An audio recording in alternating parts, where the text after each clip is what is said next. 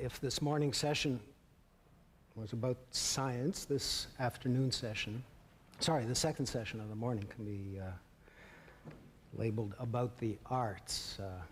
And in the arts, in performance, in show business, there are many sinners and very few saints. And as I was thinking about it last night, I noticed that quite a few of those saintly figures seem to be ballerinas. And I was wondering about that. And I thought, well, maybe it has something to do with the fact that we see beauty created at the price of brutal punishment for the body and what we know to be very rigid, difficult personal regimes. So we have two such bleeding angels with us today. There's Evelyn Hart, there's Veronica Tennant. Why don't you both come up here?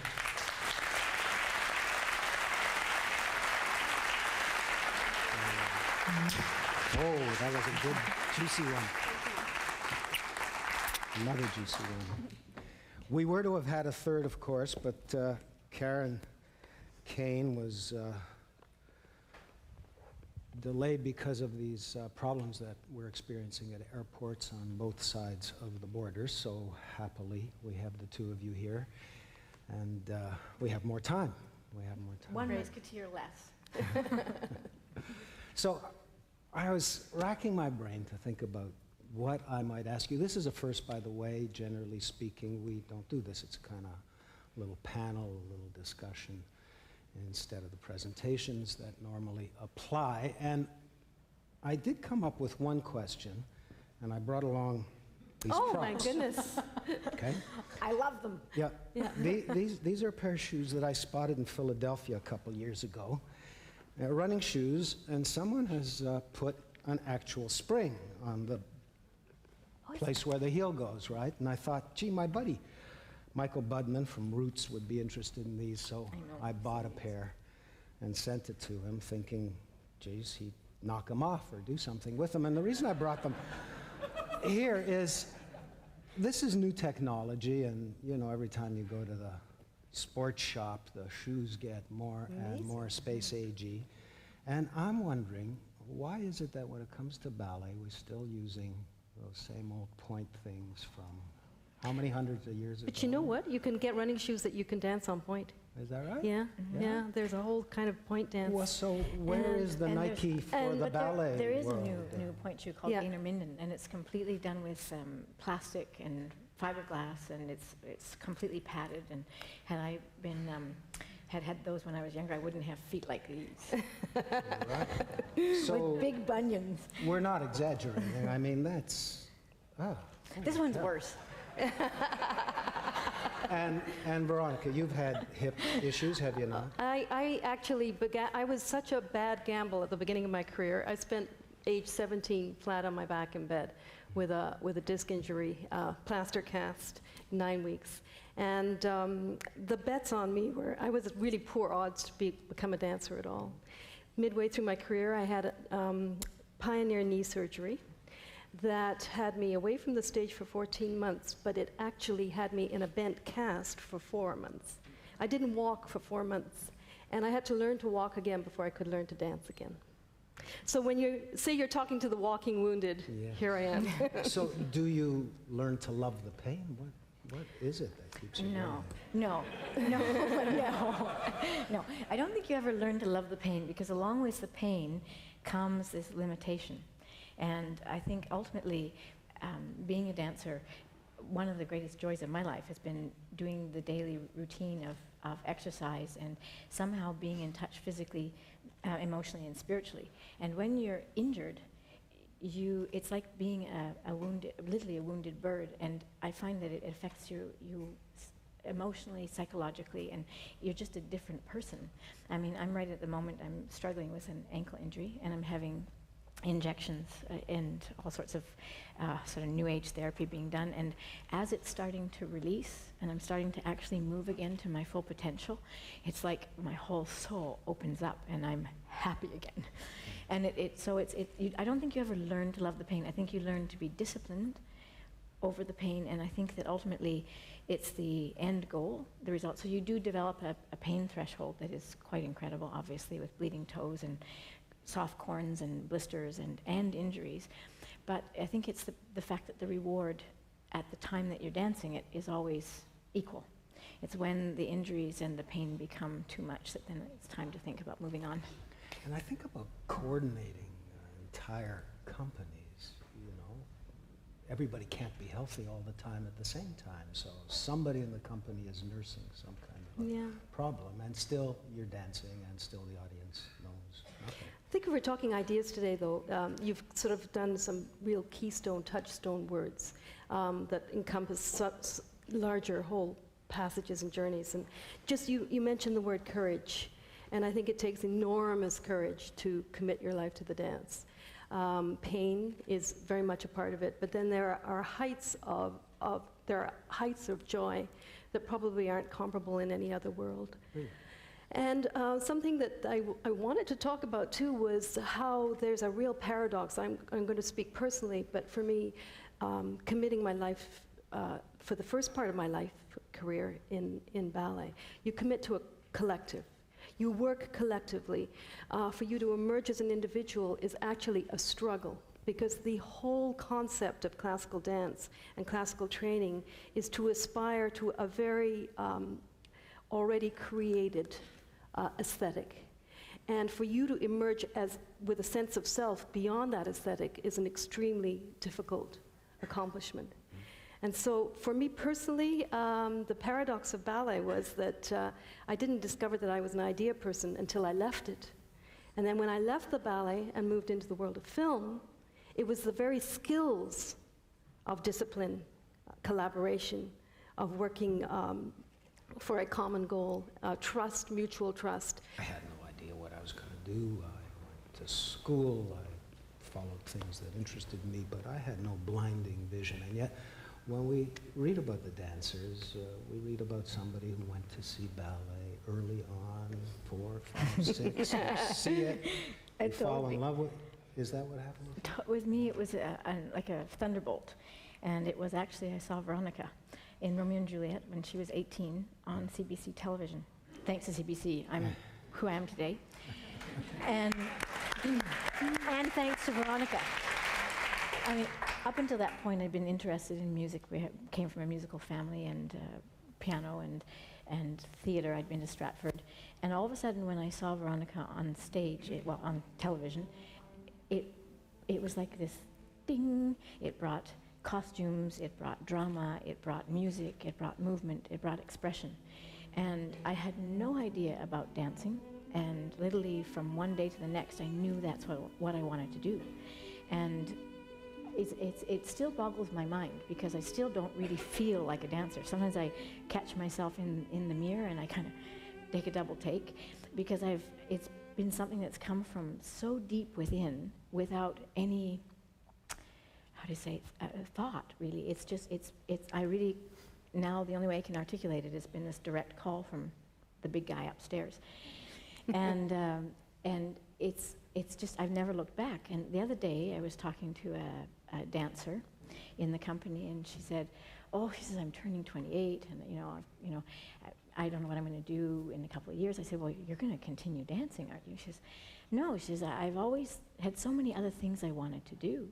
And it boggled my mind, because I thought, I have never, ever thought that. And that's one of the great difficulties coming to the point of the end of the dancing career, is because I've been so blessed during my entire career to not look backwards once. This is only what I want. It's been consuming passion for the entire time, and what a gift that has been.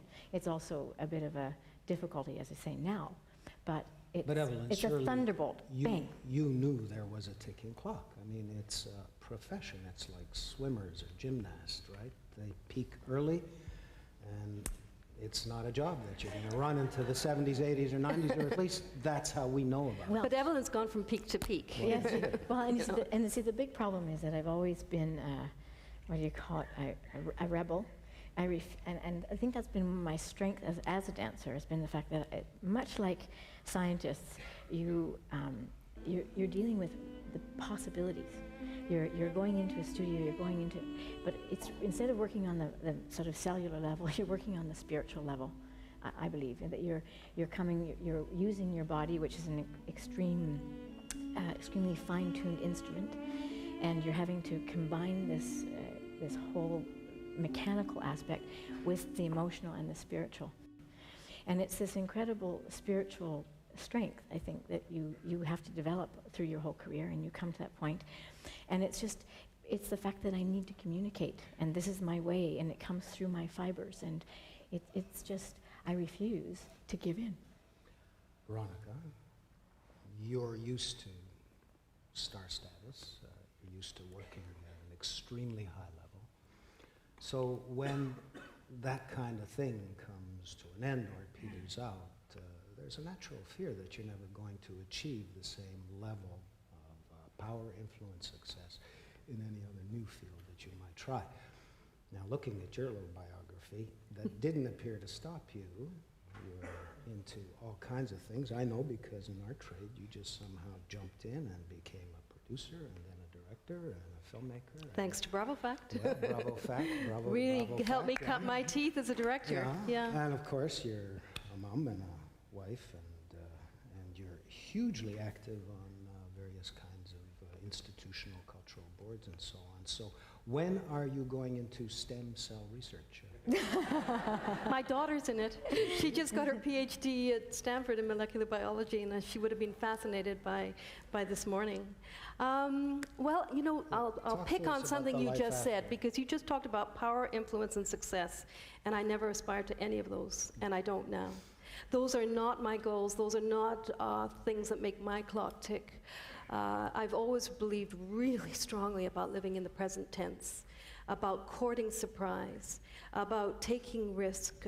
And I felt when I left the world of ballet, and it was, I have to say, it was 16 years ago. And maybe my younger sister was a ballerina, but I think of myself very proudly as a filmmaker.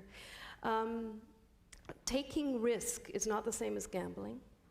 And I leapt, and sometimes I fell splat, but I really believed in the moment, and also not necessarily having the end goal in sight. It's all about process and not result. It's about journey, not destination. And some of the best journeys are where you don't know where you're going. And I think the idea of surprise, so something I touched on earlier with you, that the world of classical ballet in some ways is a very stringent, controlling atmosphere. You have to make your body submit. You have to make your mind submit. You simply don't always feel every single day of your life as working beyond your capabilities, but you absolutely have to do that because you're driven to succeed in finding out who you are, not driven to succeed in accolades and applause. Interestingly enough, I didn't really hear applause on the stage until I danced with Nureyev. Oh, yeah? Because, and what he taught me about hearing the applause was, again, not just to receive praise, but to make communication, to change that axis that we have on the stage, which is the horizontal axis, the proscenium divide, as I'd like to call it, and switching it right around so that there's this lightning rod connector this way, where you communicate either across a footlight or across a screen. And what I love about what I do now is that it's taking that axis and the lightning rod of connection. You mentioned Nureyev, but generally speaking, in this trade, it's the women who are the stars, right? Well, I mean, except for those Russian I'm very boys, proud to have danced with Baryshnikov and Nureyev and. And now in New York, there's boys. now in New York an ABT that's filled with a roster of male stars that are just by far I would superior. Because I was curious quite amazing. why the choreographers seem to be male, or more of them are male, while the instruments are female. The muse.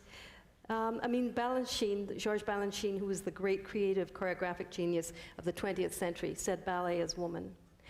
However, I think the 20th century in dance proved the opposite, because the superstars of the 20th century were Nureyev, Eric Brun first, Nureyev, Baryshnikov, and as you say, that roster of... One of the interesting things, though, too, is even though ballerinas are out in the front, there's a lot of schools where the males are still, it's quite chauvinistic in a sense, the males are the ones that tell the dancers what to do.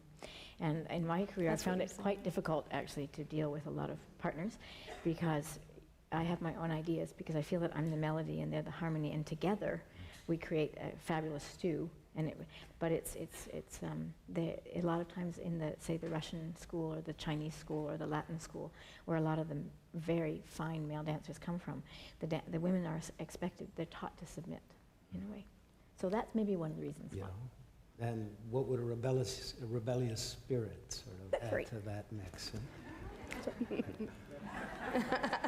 Veronica, we've only got about 3 minutes left, and I know there was a tape that you wanted. Well, you showed some of the Dying Swan that Evelyn danced. What's lovely is that it connects both of us because I directed and produced it. And do I have time for one last before we? After. Yes. One of the things that I was just thinking about was just the fact that in today's society, when arts are so kind of beleaguered, and people ask why. What's the importance, when people are struggling to get food on the table, et cetera, et cetera, et cetera. And one of the things that I've believed so passionately about with ballet, any of the arts actually, is the fact that you can make this connection with people.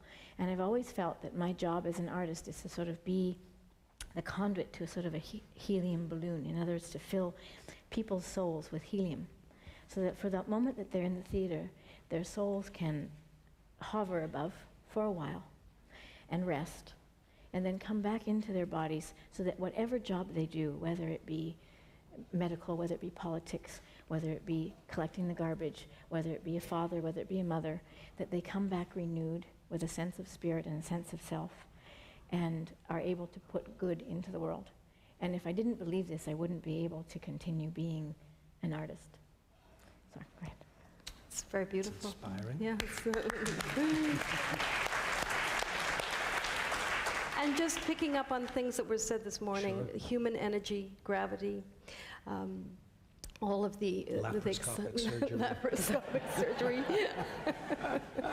There's some people out here I think There's some you might want to consult And with. it's all about fusion and combustion and catalyzing catalysts. I'd like to think of myself now as an artistic catalyst and bringing people like Jesse Norman, Margie Gillis together. Evelyn and I have done some beautiful work together, and it's the feeding of ideas that comes out of passion and commitment, not to power, influence, and success, but to the ideas that are just ephemerally waiting to be embraced, and having the courage to court surprise and living in the present tense. And you were well received when you tried to step into this new life. People gave you a break. They were Yes, ready and that's to the big thing. I think, again, the courage. When I picked up the phone and asked Jesse Norman to come to Toronto to work with Margie Gillis for the show that I did, Margie Gillis, Wild Hearts and Strange Times. She said, I admired you on the stage in New York. I was Rudy's friend. And she said, I'd like to help you with this because you have courage and we must continue in this kind of work. And that's been every step of the way. My latest Bravo Fact has a song by Ron Sexsmith written for Rex Harrington. I couldn't get to Ron Sexsmith because his managers, his handlers kept me away. I dropped a letter in his mailbox and he was like on the phone the next day.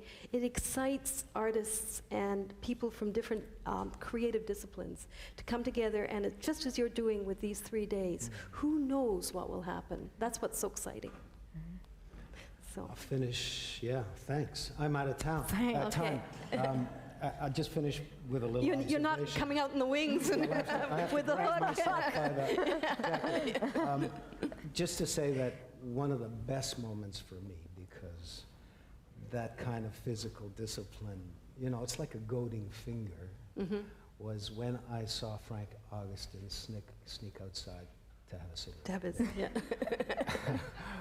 It's human. Yeah. What is it that you guys live on? This is the last question, has to be the last answer. You're so disciplined, there seems to be so little food intake involved.